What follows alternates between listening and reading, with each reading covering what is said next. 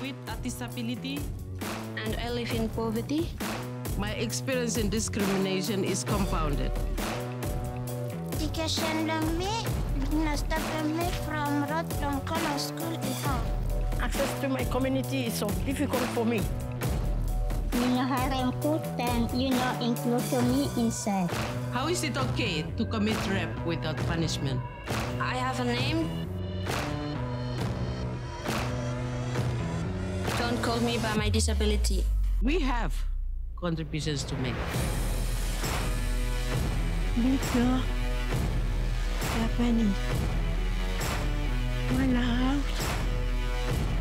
I am an athlete, and through sports, I travel. I advocate for the rights of people with disability. Through the business from me, support my community solely respect me. Me from Bayutin, me strong. I can live independently. Me like a sing all random. This promise stop crying out. I'm a mother and a grandmother, and I'm a boss of my house. I lead, I advocate, I won't let you stop us. Ensure women and girls with disabilities are included in all development efforts, so no one is left behind. No one left behind. Include us. Include me. Include me.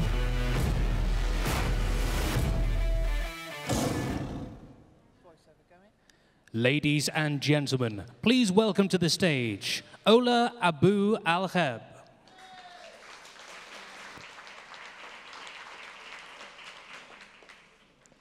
Thank you everyone for being with us today. Our session is quite unique in its term because it's going to share what is really going on right now in terms of aligning the agendas between the SDGs and the CRPD frameworks. We know that in 2015, there was no doubt that disability became at the heart of the development agenda. We have been fighting for so many years following the celebration of the CRPD to try to make disability come as a predominant right at the heart of any discussion at national and global level. There is a lot to be celebrating around, and we know that today, we know out of the 144 countries that came voluntarily to be contributing to the voluntary national reviews, are 135 of them are countries that ratified the convention. And that on its own speaks a lot about the opportunity out there at national level for us to gather our efforts and continue to make disability at the heart of any discussion when we are talking about the SDGs. It is an opportunity that we can't miss, yet we need to understand a lot of what it entails for us to bring those two frameworks together. From what we know, that globally the narrative around disability has been more and more predominant when we are discussing development interventions. Yet we know at national level, still a lot needs to be learned, and our speakers today will be sharing their own experiences of what is going on and what lessons we need to draw if we are very serious around moving this agenda forward. We know discussions around engaging disability organizations at the heart of any processes at national level is still to be improved. We know that alignments of national monitoring frameworks are still not talking to each other enough in a way that we can understand the specific issues that needs to be addressed in any national development action plan. We know investment is improving around disability and development, yet it's still not enough. So with all that in mind, I would like to introduce our first speaker, Ms. Safia Nalule, who is the member of the Ugandan Parliament. She is the national women member of the parliament representing persons with disabilities and is a renowned ecologist. I would like first to congratulate you in completing the disability planning guidelines. What we are very keen to hear from you today is the process of completing those guidelines and how far were you successful of engaging the disability organizations in that process. So what lessons can we learn from your successful experience? Okay, thank you very much. My names have been introduced, but I'm also the Vice Chairperson of the Human Rights Committee of Parliament, and I hold a diploma in law and also a master's in human rights. I'd like to first of all start by thanking the UK government and the Secretary of State for putting disability at the heart of her priorities. I'd also like to thank DFID, the government of Kenya, His Excellency Uhuru, and Amplify Change, as well as International Disability Alliance, for bringing us here. Why am I saying this? The way this conference has been, this summit has been organized, is putting issues of persons with disabilities at the center and calling upon us persons with disabilities to actually talk about our own experiences and what should be done to improve our lives. In as far as the topic is concerned, Uganda has put up the guidelines, that is the government side. But mainly the guidelines are on implementation of the CRPD. But in as far as relating the CRPD and realigning the CRPD and SDG, this one has not happened, explicitly. But what has happened is that government has come up with commitments in line with the Constitution, where we have affirmative action for persons with disabilities, the domestic laws, the CRPD, the National Development Plan, the presidential development initiatives, and so on and so on. But I know my minister will be coming to realign that. It is mainly in the areas of education, Article 24 of the CRPD, area of ICT, where we're coming up with a policy, area of sexual and reproductive health, in line with Abuja Declaration, where we need 15% of the budget going to sexual and reproductive health, and area of economic empowerment, and where we have a disability grant, and the minister has promised to come every end of the year to report on the status of implementation, on the status of employment of persons with disabilities. But to me, as a legislator, I would like to share my practical experiences as to what we should be doing. We persons with disabilities, we are the rights holders, but governments are the duty bearers.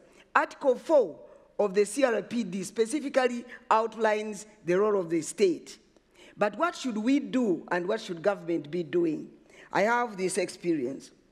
I would like to say that there is a need for high-level involvement of persons with disabilities in what is going to be planned and programmed. There is need for persons with disabilities to be educated on the available programs, policies, and budgets, because no one can actually claim for what he doesn't know.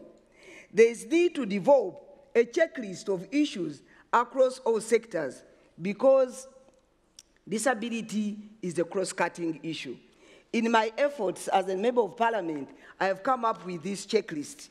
All sectors, we sat down with the human rights of women and girls with disabilities, with the support from Amplify Change, and we came up with this checklist. We shared it with the conference on budgeting, the conference organized by the Minister of Finance, so that no sector should give an excuse as to why they excluded the issues of persons with disabilities in their budget. Then we must come up with a matrix of transformation. We must, as different nations, sit down and we come up with that checklist, realigning the CRPD, the SDGs, and national development processes in conjunction with the available laws to specifically say what we want to do and when we want to do it and who is responsible for what. In another effort, as a member of parliament, many presenters here have said that we have the laws, we have the CRPD, but implementation is lacking. On my side, I sat down and actually when government of Uganda was coming up with the law called the Public Finance Management Act, and I lobbied for inclusion of provisions to require that Parliament should not pass any budget without gender and equity-sensitive provisions. Equity caters for issues of persons with disabilities. So I will interest you to share the provisions of this law that you shouldn't in your country pass any budget which does not have provisions for persons with disabilities. For me, I've seen it as one of the keys of transformation. And that's when we realize implementation of what we are crying for. And then in the spirit of Article 32 of the CRPD, we would like to call upon development agencies, UN institutions, DFID, and others to make sure that they condition their support to our national governments. Article 32 calls for international cooperation. But when DFID, for example, gives out money to Uganda, to Kenya, and to whatever, the discretion of spending that money is left at to that country. But from this summit, we must make sure that we call upon those international agencies to condition their money to cater for issues of persons with disabilities across the board. Then we also have to ensure that persons with disabilities themselves, we build a critical mass of people to demand, not only at national level, but we must build the critical mass right from the grassroots. I remember when we were starting to actually agitate for issues of persons with disabilities in the whole world, you know, there was some funding which was coming to our organizations. But when we realized some achievements, like for us in Uganda, having representation of persons with disabilities in parliament, then the funding started dwindling. There is no way we can sustain the achievements we got when we don't have funding. One thing which actually perturbs me is for funding organizations to say that disabled people's organizations don't have capacity. If we have the capacity to live with a disability and to manage through all the hurdles, why do you say that a person who is experiencing this problem doesn't have the capacity to implement the programs which are to change his lives? Thank you. Thank you very much. But I still have some time. No, yeah. No, the time is finished, but if you have closing remarks, please go ahead. Okay, let me close by saying that from this summit, it is a very crucial summit. It is the first of its kind. We must come up with strong recommendations to transform the lives of persons with disabilities. By the time we evaluate the 2030 agenda and 2063 of the African continent, we must have this plan, the transformation plan, implemented by all nations of this world. Thank you very much.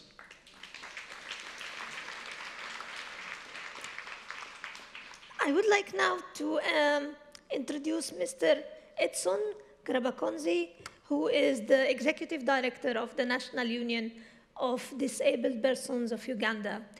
Edson, I would be very much interested to hear your perspective of engagement of DBOs in the process of the development of the guidelines.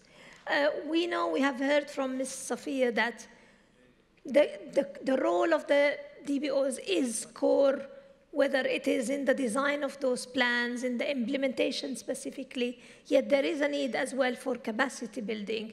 So can you share with us your perspective of that process specifically, but also more broadly in your country? Thank you. Thank you. I'm Edson Ngirabakunzi once again, and I work with the National Union of Disabled Persons of Uganda, which is an umbrella organization of persons with disabilities, and our members are National Organization of Persons with Disabilities and district branches. The participation of persons with disabilities in Uganda in the processes of developing guidelines is, I would not put it on the scale, but first and foremost, the processes of developing the multi-sector guidelines were participatory, largely at a national level. And I also want to say, moderator, at this stage, that the subject we are speaking to, the 2030 agenda, in Uganda will be implemented and is implemented through the National Development Framework. And the guidelines we participated in to develop are guidelines guiding the National Development Authority, National Planning Authority, that is in charge of ensuring that this, the SDGs are implemented. So the implementation of SDGs in Uganda will be through the Comprehensive National Development Plan Framework. And I think it's at that stage that we sought as a movement, as a disability movement, it was critical that these guidelines that are disability specific are generated together with the National Planning Authority to ensure that personal disabilities issues are not left behind. And we fear that we have not, of course, assessed to what extent these guidelines are going to be. They are relatively new. We have not assessed to what extent they are going to be effective, but we are also saying we need to ensure that the implementers have the necessary knowledge and the capacity to tease out what disability is, what personal disabilities and their needs. So prioritization is very critical at this stage. And direct targeting, because quite often if we do not target the person with disability themselves and their needs, then it means that the guidance are not going to speak to what people are interfacing with in the communities. So we are fairly convinced that once these guidelines are utilized by the relevant agencies of government, then to some extent we should be able to see the agenda goals being part of the plan and also affecting personal disabilities positively. But let me hasten to add that the capacity then is very critical at this stage. The capacity of people who are implementing the National Development Plan at various levels, be it a plan targeting education, health, and employment, and you know all of those targets. So if they do not have the necessary capacity, then it becomes a problem as far as realizing the rights of personal disabilities is concerned. The other issue which I think I should speak to is that as we work as a movement, we are also teasing out disability financing specifically, because we know we are not short of the policies, we are not short of the strategies and all these issues we're talking about here. But when you analyze the whole project cycle, then you see the strategies coming up, but there is limited allocation of resources, financial resources, human resources, to implement the strategy we're talking about. So that's also another area that we think as a movement, as a civil society in Uganda, we need to tease this out.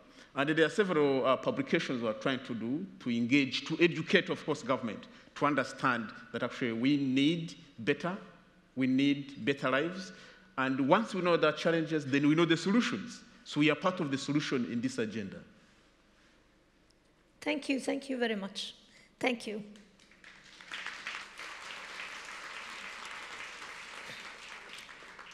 Now I would like to introduce Dominic Haslam, who is the Director of Program and Policy Strategy at Sightsavers, and recently chairing International Disability and Development Consortium. Dominic, I would be very interested to hear from you what IDDC is currently working on and is aiming for in the coming 3 to 5 years around pushing forward both agendas and ensuring that they are both aligned together. I think the example of Uganda is a good one in terms of we have two processes going aligned together in one country where we need to ensure they are speaking to each other, yet there is the global agenda as well. Please go ahead. Thank you very much, Ola, and yes, from vice chair to chair, I guess. So the first thing I want to say is that while this session is about the 2030 agenda and the Sustainable Development Goals, I think it's crucial that we always put that discussion within the framework of the realization of the CRPD. So as a global development community, we're only going to achieve the promise to leave no one behind permanently if we deliver Agenda 2030 in the context of human rights obligations. That said, there is a clear place for the 2030 agenda, and I worked in close partnership with many of you, many organizations in the room, including IDA and its members, IDDC and bond members, and with supportive governments and parts of the UN system, many of you are here today, on ensuring the SDGs were far more inclusive of persons with disabilities than their predecessors, the MDGs, had been. As a global development community, we worked as closely together as I've ever seen in the more than 20 years I've been in the sector, through global campaigns such as Beyond 2015. We now have a shared responsibility to ensure the rigorous implementation, the monitoring, and the review of those promises. So the SDGs seek to realize the human rights of all, bringing development and human rights together. But beyond that, the pledge to leave no one behind reflects the critical human rights principles of non-discrimination and equality. Time is short, so I want to focus on just one of the 17 goals, Goal 8, as an example. So for all of us, access to decent work is more than just a right. It's a fundamental part of our well-being and our self-esteem, our health, how we socialize, how we engage, and of course, our economic status. This right is recognized under SDG 8, under access to decent work, and also in Article 27 of the CRPD, which outlines the rights of persons with disabilities to work on an equal basis with others. The ILO estimates that globally there are 470 million people with disabilities of working age, but the data is weak, and we don't know how many of those are denied the right to work. So data is a critical part of the solution. What we do know is that people with disabilities face higher rates of unemployment and lower economic activity than their peers. So as the chair of a network committed to inclusive development, I firmly believe that it's only by working together again that we'll deliver real change in this area. And I believe this is starting to happen. So for example, in East Africa, we've heard from colleagues from Uganda, there are several IDDC members working with the Big Lottery Fund's international program, focusing on enabling people with disabilities to improve their livelihoods in both Tanzania and Uganda. This program places significant emphasis on ensuring that people with disabilities are in the lead and that the projects support the DPO's own long-term strategies. Whether they're doing that successfully or not, I think it would be good to have that conversation with colleagues from Uganda, but those are the aims. That's the way we're trying to work. But experience shows that for any program to affect long-term change, it needs to address root causes as well as direct solutions. So for example, the continued challenges posed by stigma and discrimination, which we heard a bit about earlier this morning. Negative attitudes, such as the belief that young people with disabilities are incapable of learning or working, persist in families, in employers, and in communities. So if we're to drive implementation of SDG 8 and the CRPD, we need to strengthen our work on stigma and discrimination, which is pervasive and entrenched. Overall, I think we need to focus on 3 key areas. Firstly, a focus on national level implementation. In the main, in most countries, the right legislation is in place, but is often underfunded or unenforced, as we've heard from the 2 speakers who've preceded me. So how can we as a disability community encourage and ensure governments do better on this? Secondly, how do we make sure that the lived experience of people with disabilities is used to inform and influence? After all, it is people themselves who change and who influence change. And thirdly, we're seeking societal change, which can take decades. We need to accelerate that. And the SDGs give us an opportunity to go faster. But for me, if we really want to speed things up, we need to put aside competition and interest group thinking and work together. So in IDDC's recently approved strategy, we agreed to focus more on collaboration in and with countries in the Global South. And I look forward to working with all of you to make this aim a reality. Thank you. Thank you.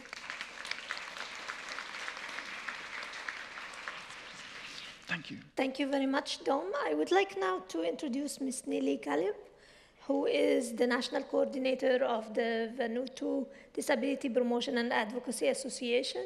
She's also the co-chair of the Pacific Disability Forum and a board member of the International Disability Alliance.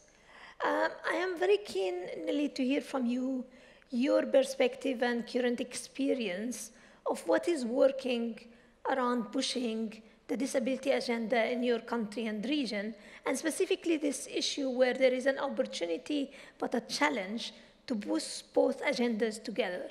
Please go ahead. Thank you, Ola, for the introduction. Pacific Island countries and territories extremely vulnerable to climate change and natural disaster hazards. Natural disaster cost Pacific Island countries an average 2% of GDP annually, about $248 million US.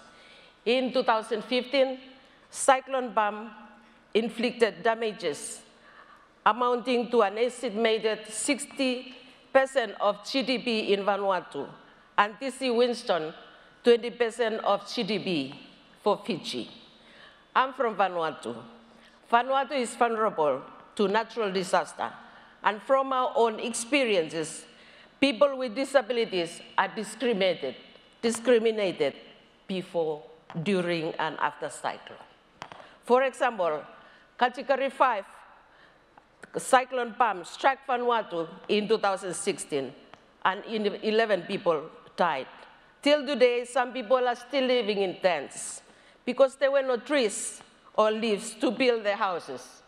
Worse still, 3 months after the cyclone, in 2016, El Nino struck Vanuatu for 8 months with no water in most areas in Vanuatu. In October last year, the declaration of the state of emergency on Ambai Island was due to heavy volcano ashfall. 11,000 people were evacuated to other neighboring islands. The majority of the population had to move to Santo, where our office is located. The Vanuatu Disability Promotion and Advocacy Association, VDPA, in partnership with CPM New Zealand, did a needs assessment. The findings shows that the evacuation process was a challenge for both adults and children with different impairments, and some of whom have never traveled in their lives. One challenge is people with disabilities who travel by air were instructed to leave their wheelchairs and other devices behind. These challenges and issues apply to other Pacific countries as well.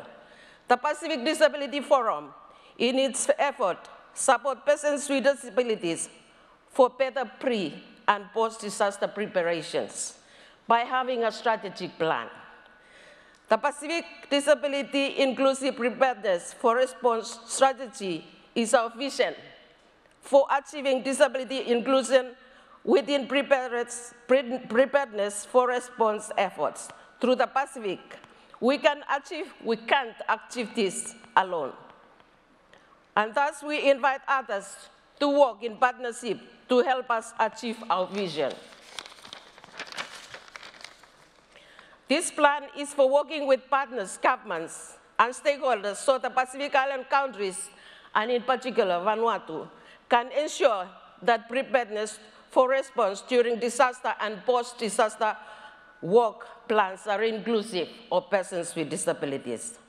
While there has been clear steps towards disability inclusion in disaster risk reduction in the Pacific, it is also crucial to recognize the importance of bridging social policies developments with DRR, humanitarian response and recovery. The use of existing social protection schemes to channel support post-disaster in Fiji and Tonga, or the support of community-based programs in emergency relief has demonstrated that a strong international support system for persons with disabilities is. The more responsive and effective the post-disaster relief will be. The issue of accessibility is post-disaster relief has to be addressed more generally, as most countries do not have effective regulations and accessibility standards. Rebuilding back better in this region does not yet systematically mean it. It is accessible for people with disabilities. Considering all this, my organization, VDPA, recommends the following. 1, ensure persons with disabilities and their representative organizations play an important and equal representative role and are fully consulted in all activities, from planning to implementation and follow-up. 2nd, strengthen national level dialogue between DPOs, NGOs, governments, multilaterals, and all other stakeholders. 3, collect data disaggregated for persons with disabilities so no one is left behind. Lastly, countries who have not yet signed the Charter on Inclusion of Persons with Disabilities in Humanitarian Action on the Rights of Persons with Disabilities should sign and implement the Charter. In conclusion, in the spirit of leave no one behind, we can only stay true in its meaning if we put our actions to our words. Thank you, Thomas. Thank you. Thank you, Nelly, for bringing our attention, which we shouldn't forget, that context matters, and we need, when discussing SDGs and disability rights, we need to ensure that the protection and the respect of human rights frameworks when it comes to persons with disabilities in humanitarian, climate change, conflict zones is at the heart of any discussion, because beyond that, then we are really talking about life-threatening, disrespectful for the citizens who are at those places. I would like now to give the floor to Mr. Action Amos, who is the Executive Director of the Federation of Disability Organizations in Malawi. He is also chair of the in-country UN-CRPD Task Force, also a member of the National Mainstream Strategy Task Force at the country, and the director of the African Disability Alliance. Mr. Amos, I'm very interested to hear from you about the recent development of Malawi's growth and development strategy. We're coming now from a development intervention and action plan. It would be very interesting to hear how successful were you in bringing the disability agenda within that framework, and specifically the engagement of DBOs in that process. Thank you, Ola. Before I directly answer your question, let me illustrate it this way. Working with government as DPO, it's like two people that are on two different sides of a glass. And when the other side of glass gets dirty, if you want to continue seeing the other person, you have to clean your side. So the same has been happening in Malawi. We have a good working relationship with government, such that when we see that their side is kind of dirty, we knock on the window because we want to keep on seeing them. The same, when they also see that we not, then they knock and we keep on watching each other. What has happened for us to be engaged fully, when the 2015 agenda was coming to an end, we had to sit down together, the DPOs and government, and to look at what had not worked. As you know, the MDGs had not included persons with disabilities. And when we received the draft copy of the 23rd Sustainable Development Goals, we started working on what we wanted as DPO. So in 2014, we came up with a social contract. This was not just a wish list, but it was our hope. And by then, we started engaging a government. And the minister who was here earlier in the morning, by then, I would say she was in opposition. She signed as the Secretary General of the party, which is now ruling. And this is the checklist that has been driving the agenda. So we take what we wanted to do. What is it that we wanted? What is it that we agreed? And even those that are in opposition, they also signed the same. So I would say involvement of DPOs or civil society is the primary or the key to any participatory development. There are key things that we need to do. It's, as I've mentioned, planning ahead. We need to plan ahead. We do not need just to wait for government to knock on our door, but as I've said, we knock on their glass so that we awaken them so that we keep on working together.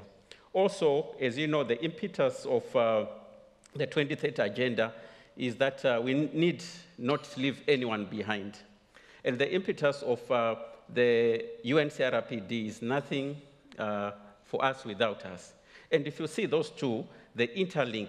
there's an interlink or interplay between the two. So there is a need to keep on relooking at the two and keep on moving forward, and also putting the things into our own context, what works. So with that shared vision, we also realized together with government that you cannot, do not bite something that you cannot chew.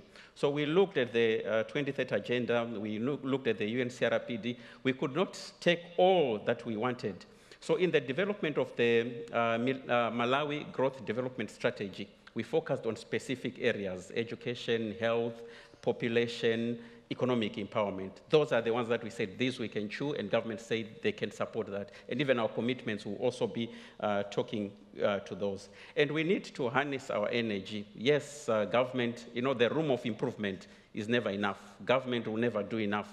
But we need to harness our energy on things that can work and things that we can do together, and then move on. As I've said, government will always be on the receiving end. And also, to have collaborative partnerships that work. We can learn from those that have moved the same journey, women, what have they done?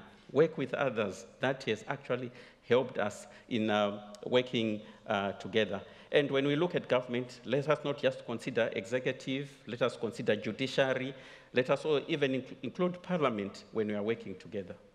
Thank you very much.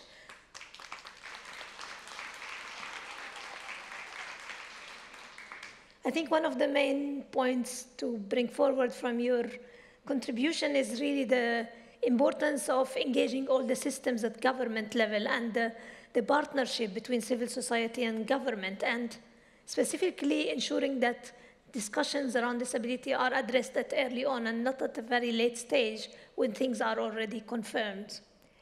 I would like now to introduce Mr. Monjurul, Dr. Monjurul Kabir, who is the Senior Program Advisor and Chief of Section at the Asia-Pacific LDC and SIDS at UN Women Headquarters. He is also co-chairing UN Women Global Task Force on Disability and Inclusion. I am very keen to hear from you about how UN Women is taking forward the assurance of the intersectionality between gender and disability and development. We know that girls and women with disabilities are one of the most marginalized when it comes to development interventions. They are not equally actively participating in decision-making processes. A lot is to be shared around that issue. So I'm very keen to hear from you. What are you working around this space? Thank you, Ola. Thank you for the kind introduction. And let me just add, it is an absolute pleasure for me to represent UN Women and United Nations in general as well, being someone in the panel from UN, and also among all of you from where we would like to draw more energy, lessons, and learning as well. I have to also admit at the outset, as the United Nations, I don't think we have done enough. And as UN Women, we certainly hasn't done enough. So we are also in a steep learning curve as we are working with member states and civil society organizations in terms of implementing SDGs. But life goes beyond SDG as well. There are also national goals which may not be captured in SDGs, but also critically important for persons with disabilities. So I also don't want to monopolize the discussion around SDG only. There are life before and after SDGs. In terms of your specific questions, I will, let me just also address that UN Women is adopting a 5-pronged strategies. One, the key issue you raised, how we are addressing the intersectionality. And that brings the whole point of how can we really work together so that the gender movement, who has considerable experiences in pushing the needle in terms of gender equality and empowerment of women and girls on the ground, and the disability movement can be more coordinated and get closer at the country level. The way it is happening now, we think there are room for improvement, where both movements can draw strength and experiences from each other and work together cohesively. And there we see UN Women's role being also part of civil society movement, we can work together and bring the two movements together so that each can benefit from other's strength and lessons. That's number one. Number two, where we would like to address intersectionality through inclusion and proactive initiative. And by inclusion, I think the previous panel, when they were addressing how can we transform an individual to be more inclusive, and we are looking at how can you transform an institution to be more inclusive.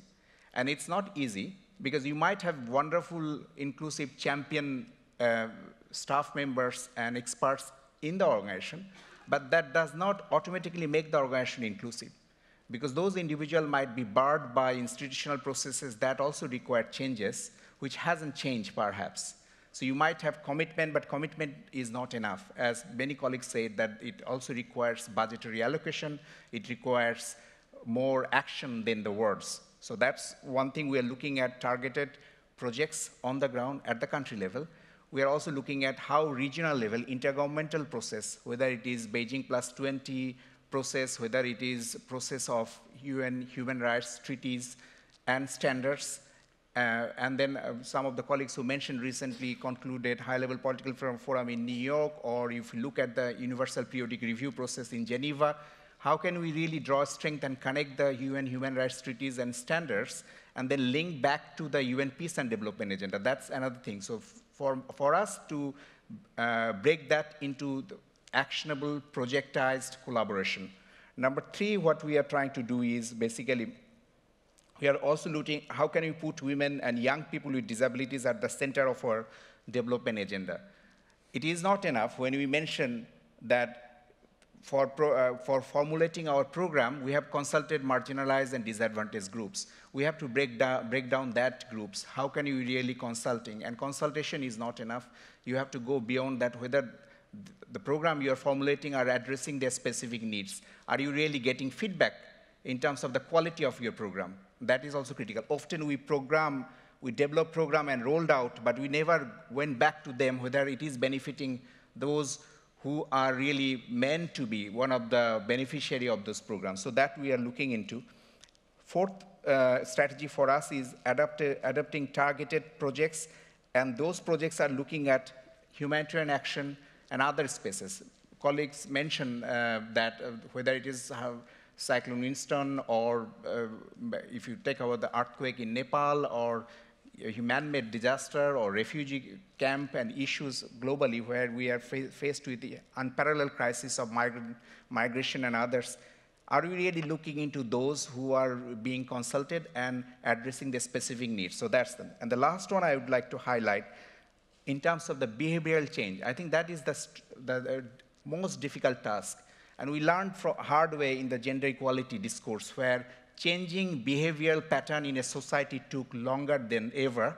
And how can we do the same in the disability forefront? And as an organization, we are making commitment tomorrow, corporate commitment and specific funding allocation commitment. But all those commitments are part of the bigger effort to change the behavioral pattern of an organization and individual, and for which we need a concerted effort. Thank you very much. Thank you. Thank you very much for the contributions of all speakers. It has been very enlightening to hear about the progress so far is happening at country and global level. Before giving the concluding remarks, we want to open the floor for questions for the panelists to reflect upon. Shall we hear the first question?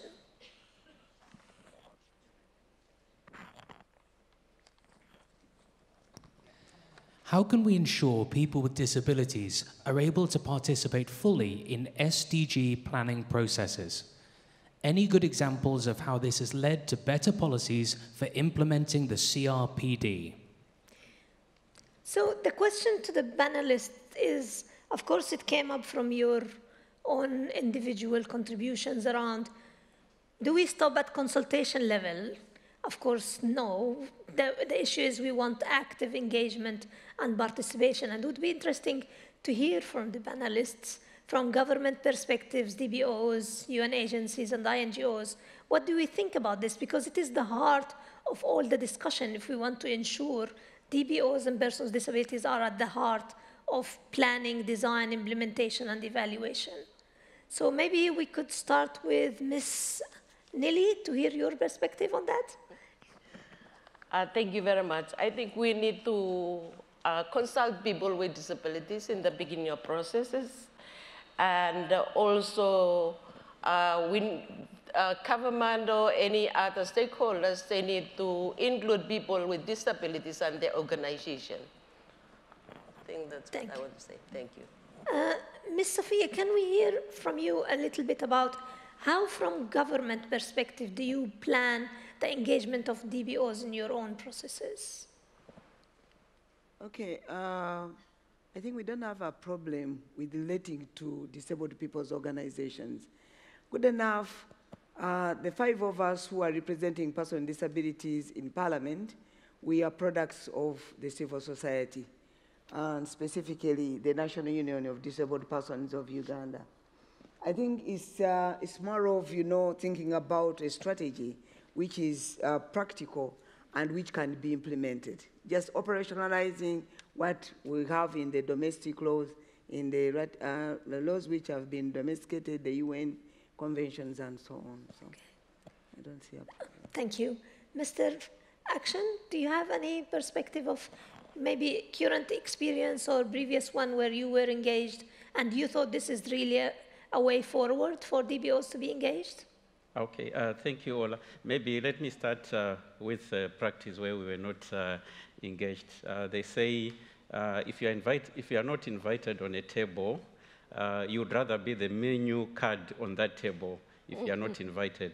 So at times we have had to get crushed into this process. But I'm glad to say, as Malawi, as I've mentioned, when we're starting to do the development of the Malawi Growth Development Strategy 3, which is the National Development Framework for the SDGs, we were involved from the initial phases. So persons with disabilities, of diversity disabilities, both invisible and visible disabilities, were part of the process on the consultation. And this happened not only at national level, it also happened at local level, that's at grassroots level. So it is very key that the voices of persons with disabilities are taken on board. And it's not all our wishes that were taken on board. Some fell along the way, but we are glad, as I'm saying now, the Malawi Growth Development Strategy 3 has got almost about 22 mentions of disability, as well as about 13 mention of the word inclusive, which is a big win because the previous one had not included us. And also one big win that we realized by involving persons with disabilities is that out of in the implementation framework, FEDOMA, or our federation, the organization, is the only civil society that is, has got a key responsibility of implementation. No other, any other, women, children, but it's only the disability. So this is the realization of being there on the table when the work is done. Thank you. Dom, any perspective from Sightsavers experience or IDDC on engagement with DBOs? Yeah, I mean, I think we don't have to look too far, actually, because I think there are some really good examples around the build-up to this summit, for example. So I think in Uganda, in Malawi, Zimbabwe, Cameroon, there were some excellent processes where government, DPOs, NGOs got together to talk about what were the commitments that we were going to make and we were going to bring to the summit. And I think if it's doable for this summit, I think it's doable for a lot of other processes as well. So I think we should learn from that process. Yeah. Thank you. Edson? Any experience you have been engaged in that you would like to share with us, that you felt it's really empowering and participative? I think it's important that as a civil society, especially disability movement, move outside to other mainstream civil society to be able to get a critical force that can push for disability planning and inclusion in SDGs. In Uganda's case, we partner with the mainstream civil society, the National GEO Forum, that is the focal point for the SDGs, and we've been raising issues of inclusion in the process and even the high-level meetings. These are some of the issues we're discussing. But the other issue is that we need, because we are speaking between the SDGs and the CRPD, the principles and the issue raised by the CRPD are part of the issue that SDG or the Agenda 2030 is speaking to. So in Uganda's case, the Agenda 2030, the implementation medium, as I said earlier, is the National Development Plan. So we do not want to wait all these processes. As my colleague said, we need, the process that comes up, we need to take it by the bull, by the horn, to be able to ensure that the localization of disability issues are part of the National Development Plan. So I think that's one of the lessons that we need to pick, that we don't leave it because we need fast alignment with the CRPD and SDGs, but also there's a process where we know that the government puts money, and this is where we want things to happen as well as person with disabilities in Uganda. So the two frameworks both can work. Thank you. Yes. Mr. Kabir, I know you mentioned that you're still at the learning curve of setting up more inclusive and participatory processes. And you mentioned specifically the participation is at the heart of your thinking. Any initial ideas of how you're thinking to put it in practice? Sure. I will give 3 specific examples where I think there are considerable good practices happening. And those examples I looked at the presentation by the member states in the high-level political forum in last 3 years. One of the examples that came out very strongly where a number of UN agencies were engaged is public service innovation. And by public service innovation, they're also talking about how can we really create one-stop shop for citizens. And there are a number of DPOs and citizens are involved and engaged, because when you are talking about how can we access government services sitting in your own office or in own home, that also addresses a lot of concern and challenges of persons with disabilities who may have mobility issues, who may have access issues. So how can you deal with that in terms of getting your registration card, whether you're opening a bank account, doing your passport, all these services that member states are looking at as part of public service reform and public service innovation is a good example. Second example, now increasingly the focus on disaggregated data by disability. UN Women working as part of its global program on data, we are looking at not only creating a relationship with national statistical commissions and DPOs, but also making sure that member states who are part of those programs routinely consult DPOs. That's so two-way traffic for DPOs to make their voice heard, for member states to get their proposal verified. And the last I would add, as a good practice example from UN Women, as we are launching our global strategy on disability and inclusion, we have consulted widely DPOs, and I'm very grateful that we have received almost 20 written contributions from DPOs all over the world on UN Women strategy. This hasn't done before. So I would say we are encouraging other UN agencies to do the same. Thank you. Thank you for all the inputs. Shall we move on to the next question? The 2030 Agenda includes a requirement for disaggregated data on disability, gender, caste, ethnicity, socio-economic. How is this working on the ground at national level to ensure that government policies are leaving no one behind? Thank you very much for this question. I think the panelists already brought more attention about this, the importance of we need more data to understand the realities of persons with disabilities, to help the disability movement and other actors to understand where we are and where we need to go. So maybe we could start with, can we start with Mr. Edson? Yeah. Again, to hear from you about, as a DVO in the country, where do you see the progress going in your country around generation of more inclusive data, that where disability is highlighted and is analyzed in a way that you're satisfied with? Yeah, I think the issue of data and the statistics is very fundamental for all of our work, both as government and the civil society to begin with. And in Uganda, we have engaged at several levels. One, at the level of the population census, and the level of the regular Uganda National Household Surveys, which are always conducted. And interestingly, we have used Washington group questions. And in the census, the recent census, 2014, used the 4 questions, so it didn't use the 6. And we arrived at 12.4% of the population as people with disabilities 2 years and above. but those who are above 5%, the age of 5, we are 14% of the population. So we are roughly 36 people in Uganda.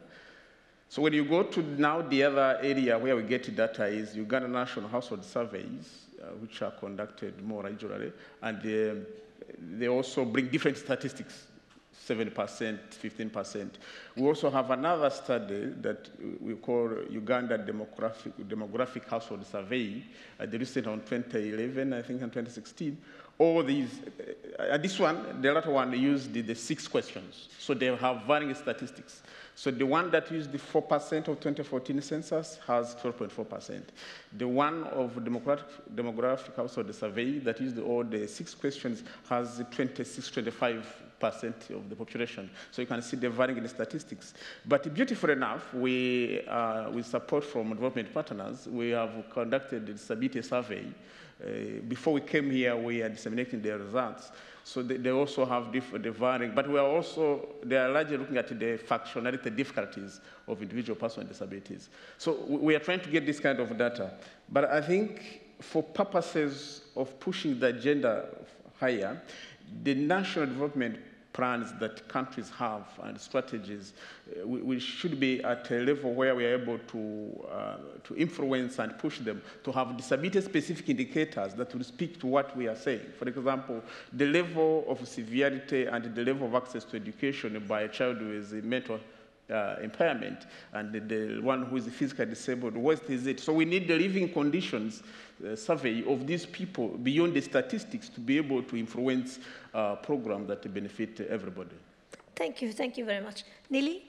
I think our experience in Vanuatu in 2009 census, they used part of the Washington group sets of questions. And at the end, the result shows that approximately 12% of the population are people with disabilities. But this time, we've been advocating since last year for the 2020 census, our national census, and they promised to use the full Washington group sets of questions, and we are working with them to do this. Thank you. Thank you. I'm very keen to hear from Dr. Monjurul about the UN experience so far, because disaggregation by sex also took a while to succeed. And is there any learning that we can bring attention to when pushing the agenda forward around ensuring disaggregation around disability? Sure. And I think you are raising a very important point. We looked at past experiences from past 20 plus years. If you remember, after Beijing, 1995, when the whole Clarion call for inclusion of women in the development, so it's also transitioning from women in development to mainstreamed approach, rather than having only standalone projects on looking at gender equality, also mainstreaming it. So it's not either or, you need both. You need specific targeted intervention. You also need, in all across your planning cycle, and the implementation of the intervention, you need gender mainstreaming. And around the 2000, when there's a whole discourse around MDGs, and then MDG, of course, was not necessarily an ideal goals in terms of gender equality, because there hasn't been an indicator dedicated on gender equality as we did have now in SDGs in Goal 5. We realized that we, as UN, as an institution, we don't have enough data, not only as UN, but also member states.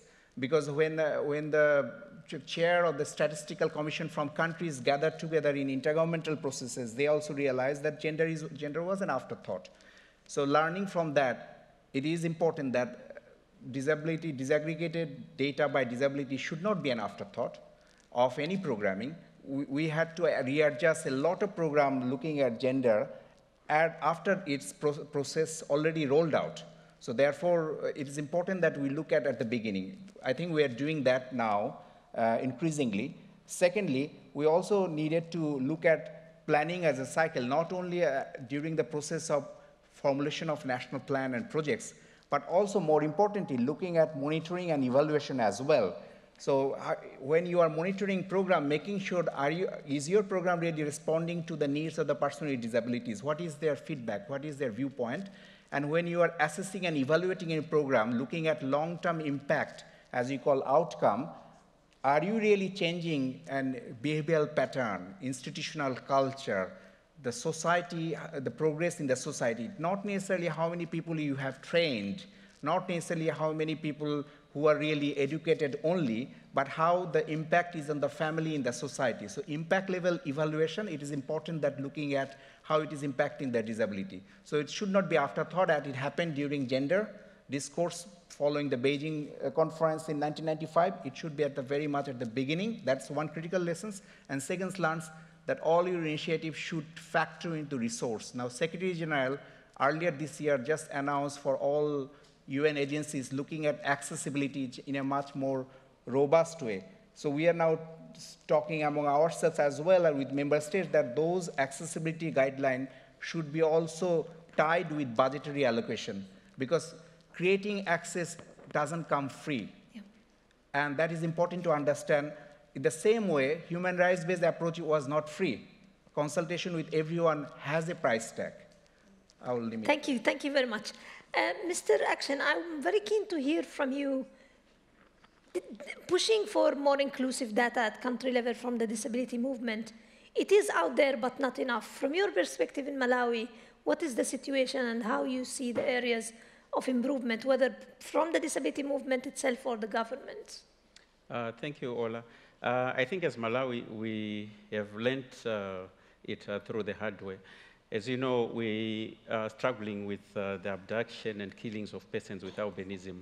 And one question that was being asked, how many are you? And not only persons with albinism, but persons with disabilities when we advocate. You know, the issue, usually the duty bearers would think that it's the civil society that is supposed to know their numbers. But it's not the duty of DPOs to know how many there are. It's the duty of the duty bearers. We are also citizens of the same country. You cannot count others and not count us, so we need to be counted. So having learned that through that bad way, what we have done in Malawi, the initial stages of, we are blessed that in September we are having our census. So as FEDOMA, we actually sit in the National Steering Committee of the National Statistics Office. So we are there.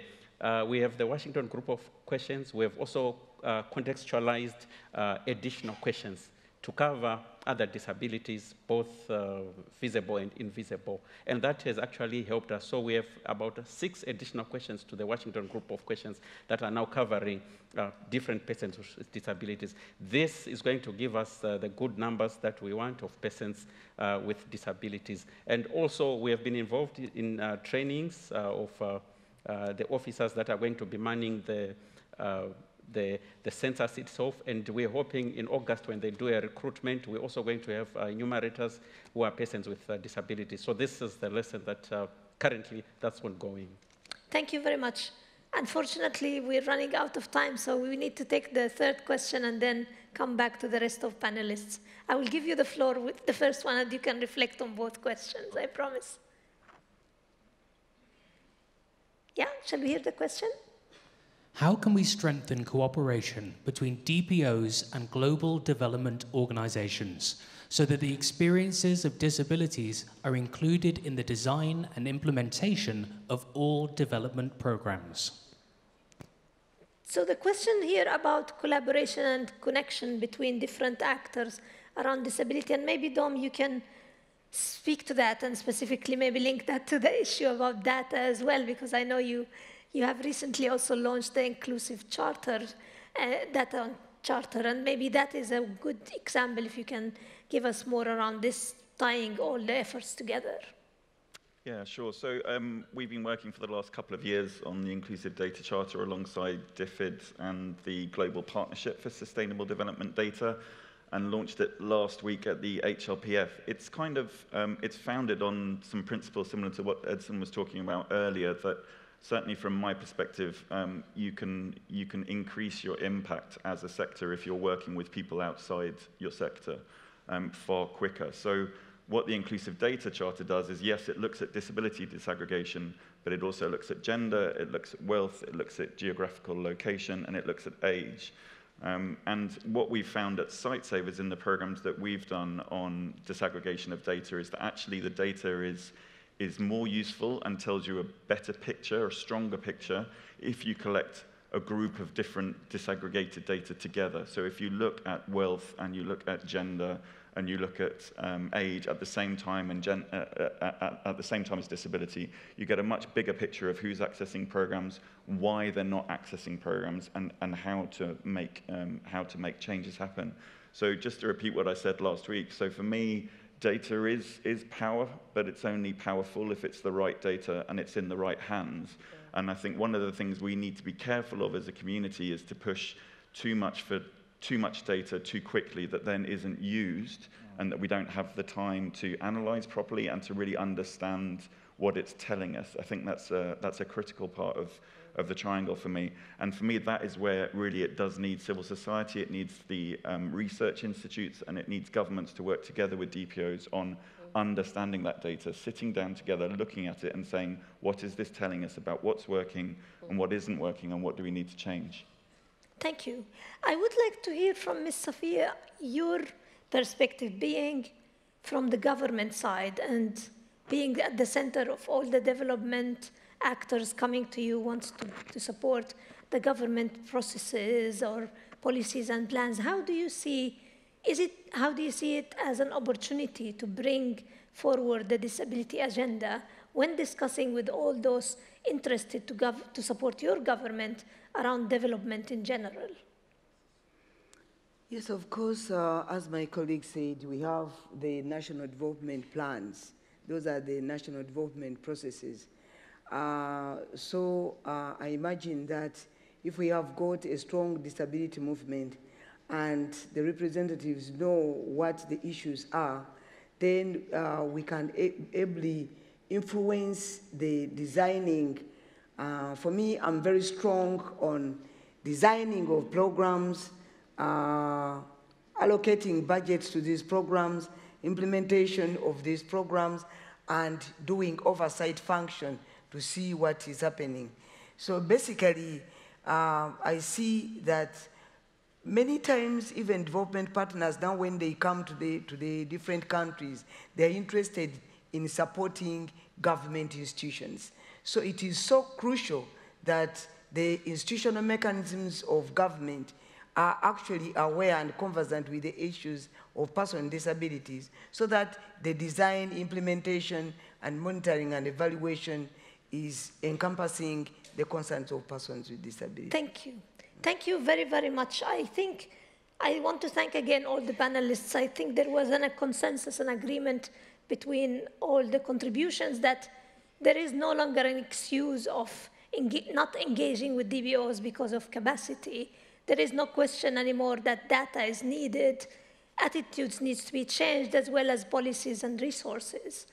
And still it's a long way, but progress is happening, and we have heard today a lot of contributions that things are positive, yet we need to. Also, I advise that we take an opportunity next year where the agenda of SDGs is more focused around equality and decentralization and empowerment of people as a way of bringing more attention around disability next year as well. So thank you again. Before ending the session, I would like to give a few remarks to the audience. So we're ending now our session. The next one is at 2:30, yet there is a minor session on data at 2 o'clock at Spotlight 1, if anyone is welcome to join. Yet for the rest, lunch is served right now.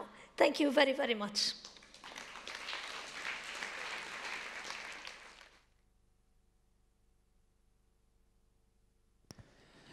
Ladies and gentlemen, the data workshop will begin in Spotlight Room 1 at 2 p.m.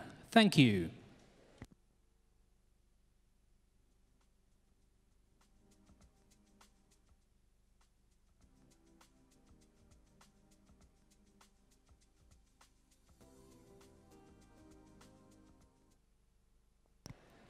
Ladies and gentlemen, the next plenary session will begin here at 2:45. Thank you.